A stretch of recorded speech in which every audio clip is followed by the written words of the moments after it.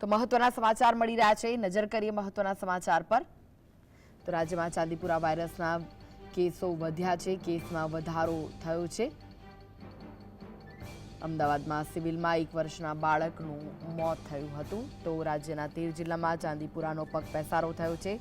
અત્યાર સુધીમાં 15 બાળકોના શંકાસ્પદ મોત થયા છે। સિવિલ હોસ્પિટલમાં 6 જિલ્લાના બાળકોને સારવાર આપવામાં આવી રહી છે। તો ઉત્તર ગુજરાતમાં 7, સૌરાષ્ટ્રમાં 5, મધ્ય ગુજરાતમાં 2 બાળકોનો આ વાયરસે ભોગ લીધો છે। સ્થાનિક પ્રશાસન દ્વારા પણ કાર્યવાહી કરવામાં આવી રહી છે। રાજ્યમાં ચાંદીપુરા વાયરસના કેસ વધ્યા છે। કુલ 27 શંકાસ્પદ કેસ હાલમાં સામે આવ્યા છે। ત્યારે અમદાવાદ સિવિલમાં 1 વર્ષના બાળકનું મોત થયું હતું।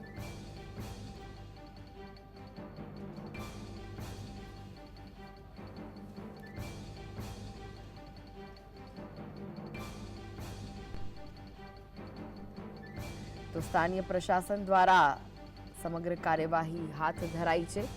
રાજ્યમાં ચાંદીપુરા વાયરસના કેસમાં સતત વધારો થઈ રહ્યો છે। કુલ 27 શંકાસ્પદ કેસ સામે આવ્યા છે। ત્યારે અમદાવાદ સિવિલની જો વાત કરવામાં આવે તો 1 વર્ષના બાળકનું મોત થયું।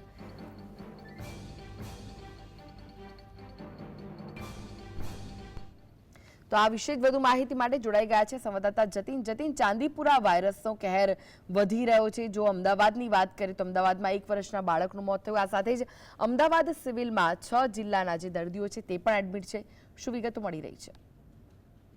હજી તો કોરોના વાયરસનું કહેર લોકો ભૂલ્યા નથી તો ફરી એક વખત ગુજરાતમાં ચાંદીપુર વાયરસનો હાહાકાર જોવા મળ્યો છે। ગુજરાતમાં 27 થી વધુ કેસ છે તે નોંધાયા છે, જેમાં 15 જેટલા બાળકોના મૃત્યુ થયા છે। હાલ સિવિલ હોસ્પિટલ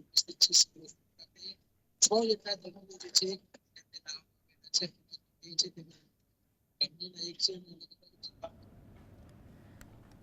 છે જી આભાર જતીન માહિતી આપવા માટે। તો માખીના કારણે ચાંદીપુરમ વાયરસનો ચેપ લાગે છે। સેન્ડફ્રાય નામની માખીના કારણે આ વાયરસ ફેલાઈ રહ્યો છે। 14 વર્ષ સુધીના બાળકોમાં આ ચેપ ફેલાઈ શકે છે।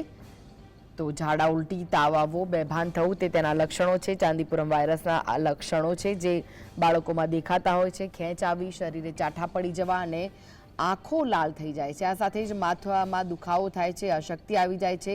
તો શ્વાસ લેવામાં પણ તકલીફ પડે છે। કાચા અને પાકા મકાનની તિરાડો પૂરી દેવી જોઈએ, કારણ કે આ માખીઓનો ઉપદ્રવ ત્યાં વધુ જોવા મળતો હોય છે।